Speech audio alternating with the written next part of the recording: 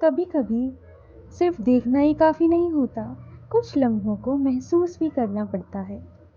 आज ये ठंडी हवा, चिड़ियों की मधुर आवाज और मेरे आसपास की हर छोटी सी खूबसूरती मेरी स्केच बुक का हिस्सा बन रही है।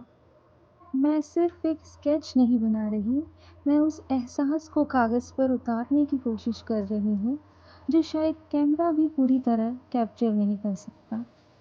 कुदरत हर रोज एक नई तस्वीर बनाती है और हम बस उससे देखना सीखते हैं। हर नई लाइन के साथ मैं भी कुछ नया सीख रही हूँ, क्योंकि आर्ट सिर्फ हाथों से नहीं, महसूस करने वाले दिल से बनती है।